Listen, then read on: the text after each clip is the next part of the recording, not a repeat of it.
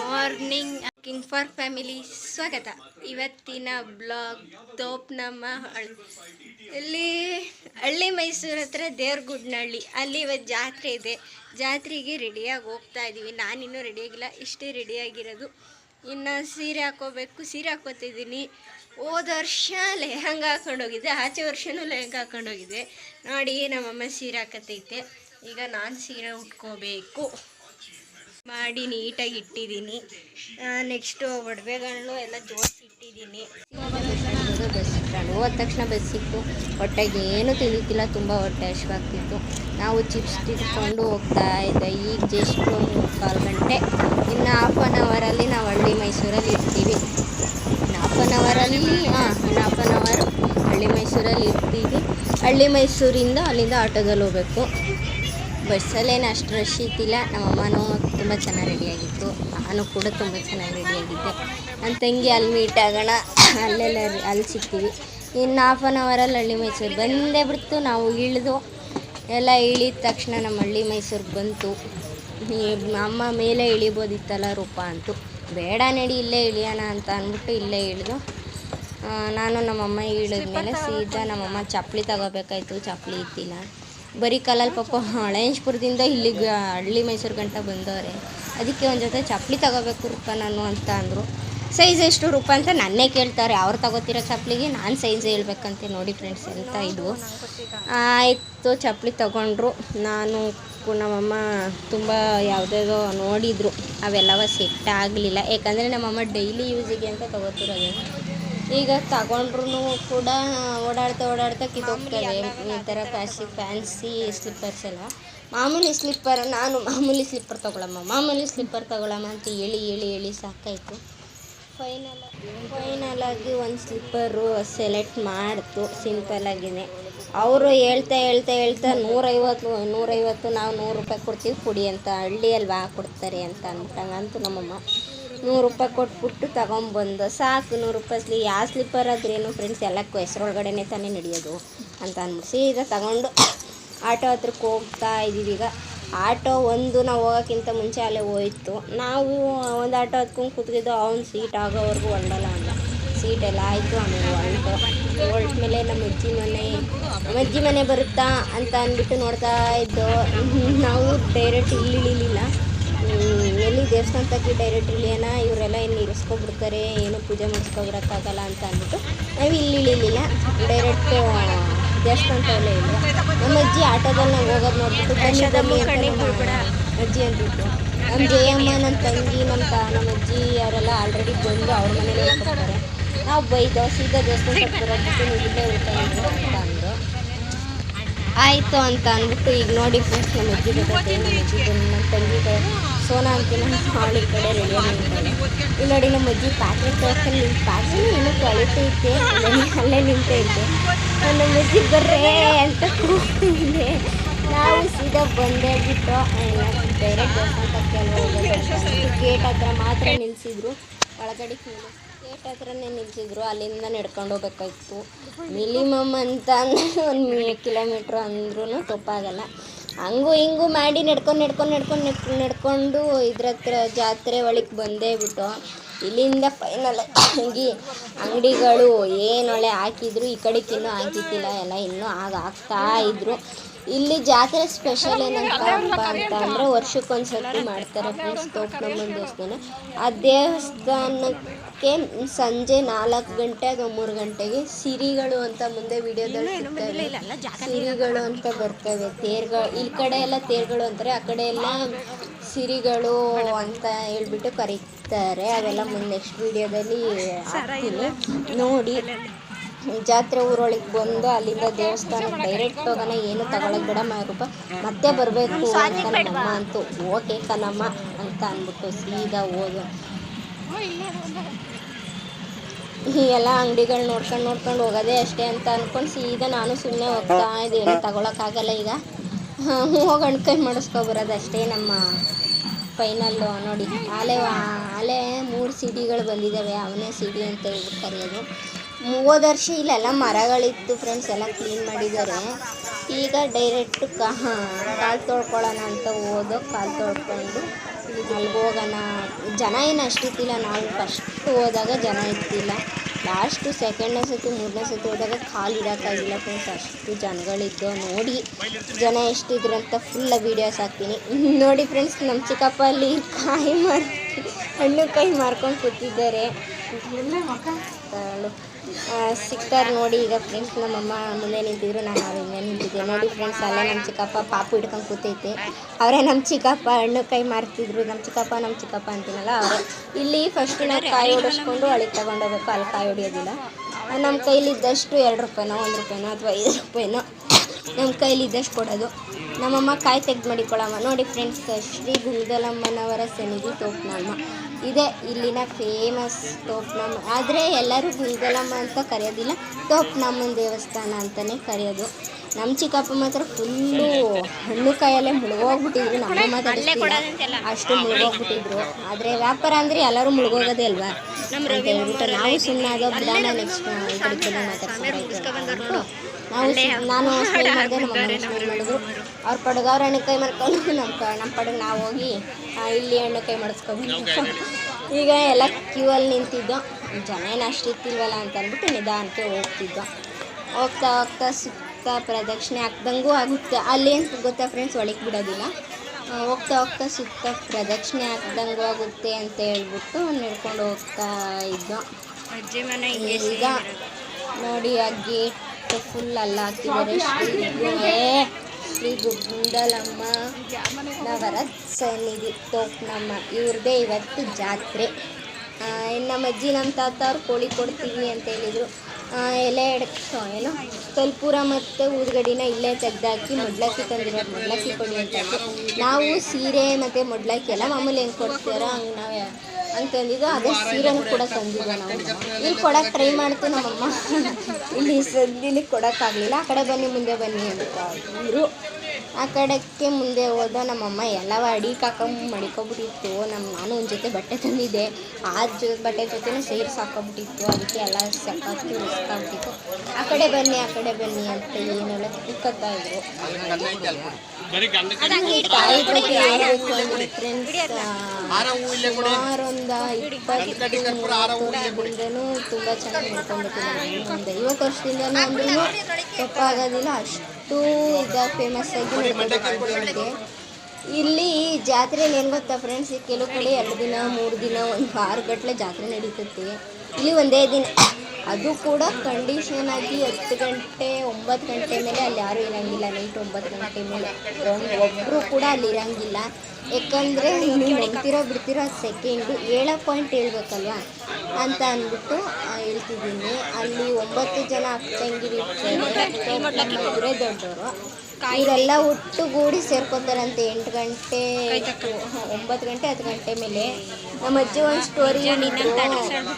ಆ ಸ್ಟೋರಿ ನಾನು ನೆಕ್ಸ್ಟ್ ವೀಡಿಯೋದಲ್ಲಿ ನಮ್ಮ ಅಜ್ಜಿನೇ ಹೇಳ್ತಿದ್ದಾರೆ, ಕೇಳಿಸ್ಕೊಳ್ಳಿ.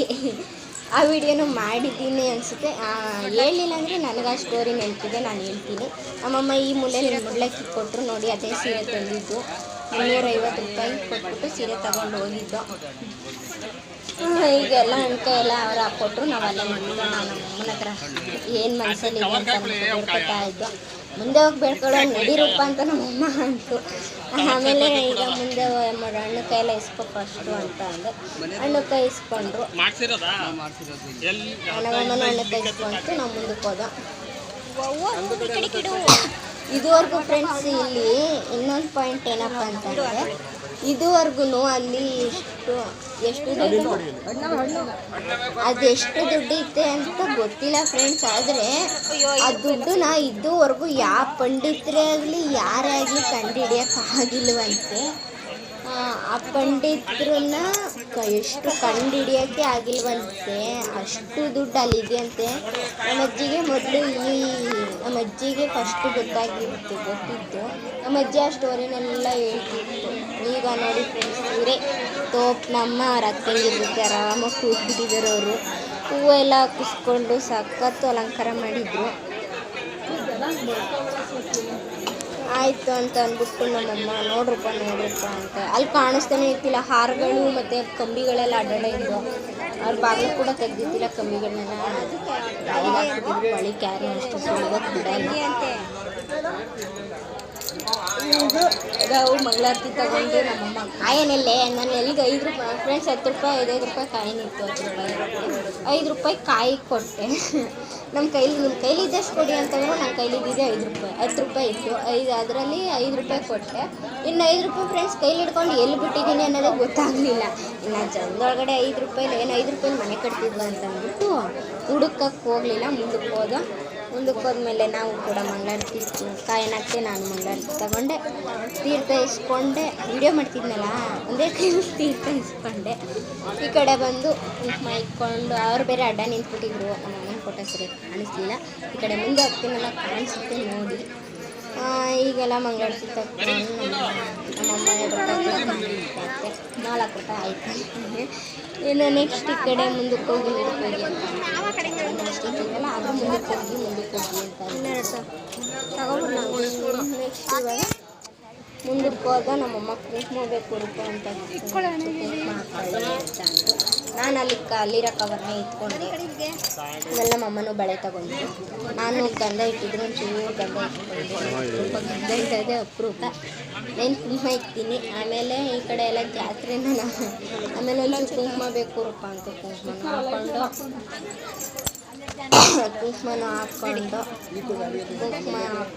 ಹೋಗೋಣ ಅಂತ ಅಂದ್ಬಿಟ್ಟು ಹೊರಟು ಅಲ್ಲಿಂದವ.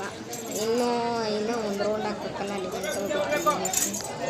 ಆಮೇಲೆ ನಾನು ಕುಂಕುಮ ತಕ್ಕೊಂಡೆ. ತುಂಬ ಚೆನ್ನಾಗಿ ಅಲಂಕಾರ ಮಾಡಿದ್ರು. ಸರಿ ಇನ್ನೇನು ಹೋಗೋಣ ಹೊಸದಾಗ್ತಿತ್ತು. ನಮ್ಮವರು ಸದ್ಯ ನಮ್ಮ ಮಾವವರೇ ಅಲ್ಲೇ ನಿಂತಿದ್ರು. ರವಿ ಮಾಮ ಅಂತ ಹೇಳ್ಬಿಟ್ಟು ನಾವು ಅಲ್ಲಿಗೆ ಹೋಗೋಣ ನಡಿ ಇನ್ನೇನು ಅಂತ ಅಂದ್ಬಿಟ್ಟು ಹೋಗ್ತಾ ಒಂದು ರೌಂಡ್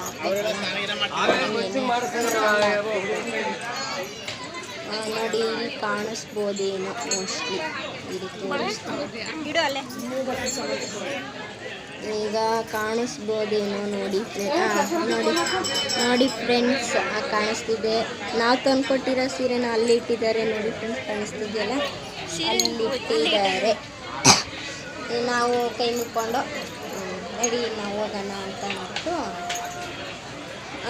ಈಗ ಭಕ್ತಾದಿಗಳು 10 kg 10 kg ಕೊಡ್ಬೋದು ಅಥವಾ ಇಲ್ಲ ಅಡಿಕೆ ಮಾಡ್ಕೊಂಡಿರ್ತಾರೆ ಕೊಡ್ತಾರೆ. ಈಗ ನಾವು ನಮ್ಮ ಚಿಕ್ಕಪ್ಪ ಅಂತೀನಿ, ನಮ್ಮ ಮಾವ ನೋಡಿ, ನಮ್ಮ ಮಾವ ಶಬರಿಮಲೆಗೆ ಹೋಗ್ಬಿಟ್ಟು ಬಂದು ಬೋರ್ಡ್ ಆಗಿಬಿಟ್ಟಿದ್ದಾರೆ. ಪಲಾವು ಮತ್ತು ರಸಣ್ಯ ಮತ್ತು ಪೊಂಗಲ್ಲು 2 ಇಸ್ಕೊಂಡು ಒಂದು ನಮ್ಮ ಅಜ್ಜಿ ಪ್ರಸಾದ ತಗೊಬನ್ನಿ ಅಂತ ಹೇಳಿದರು. ನಾನು ನಮ್ಮಮ್ಮ ಒಂದು ಪ್ಲೇಟಲ್ಲಿ ತಿಂದೆ. ಅಲ್ಲಿಂದ ಸೀದಾ ಮನೆ ಹತ್ರ ಬಂದಮೇಲೆ ನಮ್ಮ ಅತ್ತೆ ರೆಡಿ ಆಗಿಬಿಟ್ಟು ನಿಂತೋಡೆ ಹೋಗಿ ಉಳಿತಾಯ ಮಾಡಿಸ್ಕೊಬರೋದು ಕಂಡಿಲ್ಲ. ಸುಮ್ಮನೆ ನಿಂತ್ಕೊಂಡು ಕೂತಿದ್ದೇನೆ. ಆಮೇಲೆ ನಾವು ಬಂದಮೇಲೆ ಬನ್ನಿ ಇನ್ನು ಸಿಡಿ ಎತ್ತುತ್ತಾರೆ ಇದ್ಮೇಲೆ ಅಳಿಕೆ ಮಾಡಿಸ್ಕೊಬರೋಕ್ಕಾಗಲ್ಲ ಅಂತಂದಮೇಲೆ ಬೇಯ್ಕೊಂಡು ಹೋಗಿ ಸಿಡಿಗೆ ಅಳಿಕೆ ಮಾಡಿಸ್ಕೊಬರೋಣ. ಅವ್ರು ಎದ್ದೇ ಬಿಟ್ಟಿದ್ರು ಅಲ್ಲೇ, ಇನ್ನೆಲ್ಲಿ ಬಿಡೋದ್ರೆ ಎತ್ಬಿಟ್ಟಿದ್ದೀವಿ ಅಲ್ಲೇ ಅಂತ ಅಂದಮೇಲೆ ಅಲ್ಲೇ ತೋಟನಮ್ಮ ಮತ್ತು ಬಸವೇಶ್ವರ ದೇವಸ್ಥಾನ ಅದಕ್ಕೆ ಇನ್ನೇನು ಮಾಡ್ತೀರಾ ಸಿಡಿ ಎತ್ಕೊಂಡ್ಮೇಲೆ ಮಾಡೋದಿಲ್ಲ. ಎಲ್ಲರೂ ಹೋಗಿದ್ರಲ್ಲ ಹಾಗೆ ನಮ್ಮ ಅತ್ತೆ ರೆಡಿಯಾಗಿ ನಿಂತ್ಬಿಟ್ಟಾರೆ. ರೆಡಿ ಆಗಿಬಿಟ್ಟು ಮಾಡಿಸ್ಕೊಂಡು ಬರೋಣ ನಿಂತ್ಕೊಂಡವ್ರೆ. ಸುಮ್ಮನೆ ನಾವು ಬರೋಕ್ಕೆ ಕಾಯ್ಕೊಂಡು ನಾವು ದೇವಸ್ಥಾನದಿಂದ ಬರೋದು ಲೇಟ್ ಆಯಿತು. ಆಮೇಲೆ ಇನ್ನೇನು ಮಾಡ್ತೀರಾ ಮಾರಮ್ಮ ಮತ್ತು ಬಸವೇಶ್ವರ ಅವರೆಲ್ಲೂ ಮಾಡೋದಿಲ್ಲ ಅಂತ ಅವರೇ ತೆಗ್ದು ಇನ್ನೇನು ಮಾಡ್ತೀರಾ ಅಂತ ಅಂದ್ಕೊಂಡು ನಮ್ಮ ಅತ್ತೆ ನಿಂಚ್ಕೊಂಡು ನಿಲ್ಸಿದ್ರು. ಆಮೇಲೆ ಇನ್ನೇನು ಮಾಡೋದು ಅಂತ ಅಂದ್ಬಿಟ್ಟು ಹೋಗೋಣ ಅಂತ ಅಂದ್ಬಿಟ್ಟು ಇದೆಲ್ಲ ಮಾಡಿಸ್ಕೊಂಡು ವಾಪಸ್ಸು ಮನೆ ಹತ್ರ ಸೀದಾ ನಡ್ಕೊಂಡು ಈಗ ಮನೆ ಹತ್ರ ಸಿಡಿ ಬರ್ತವೆ. ಬಾಗಿಲು ನೀರು ಹಾಕಿ ರಂಗೋಲ ಬಿಡಬೇಕು. ಅಷ್ಟೊತ್ತಿಗೆ ಬಾಗಿಲು ನೀರು ಹಾಕಿ ರಂಗೋಲ ಬಿಟ್ಟು ಮುಂದ್ಗಡೆ ಒಬ್ಬರು ಕೈ ಹೊಡಿತಾರೆ, ಹಿಂದ್ಗಡೆ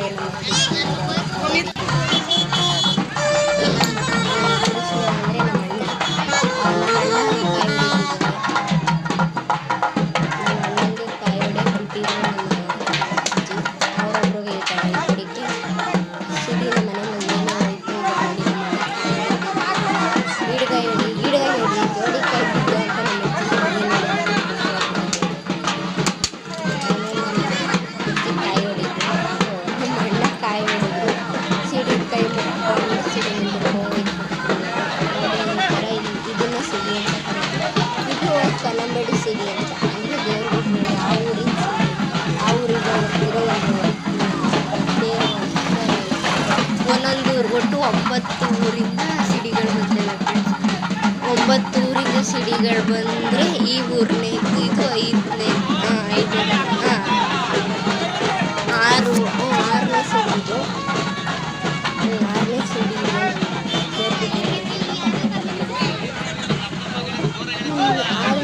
ಫ್ರೆಂಡ್ಸ್. ಏನು ಗೊತ್ತಾ, ಈ ಊರಿನ ಜಾತ್ರೆಯಲ್ಲಿ ಫುಲ್ಲು ಹೊಸ ಮದುವೆ ಗಂಡು ಊರಿನ ಜಾತ್ರೆಯಲ್ಲಿ ವರ್ಷಕ್ಕೊಂದು ಮದುವೆ ಆಗಿರ್ತೈತಲ್ಲ ಅವರೇ ಬಂದಿರ್ತಾರೆ. ಇನ್ನು ನಾವು ಬೆಂಗಾಲ್ ದೇವಸ್ಥಾನ ತಕ್ಕ ಬಂದು ದೇವಸ್ಥಾನ ತಕ್ಕೆ ಎಷ್ಟು 8 ಸಿಡಿ ಹೊಡೋಕ್ಕೆ ಬಂದಿದ್ದು ನೋಡಿ. Full camera ಮುದ್ದಾಗಿತ್ತು. ಪಾರ್ಟ್ 2 ಹಾಕ್ತೀನಿ ಫ್ರೆಂಡ್ಸ್. ಓಕೆ, ಲೈಕ್ ಮಾಡಿ, ಶೇರ್ ಮಾಡಿ.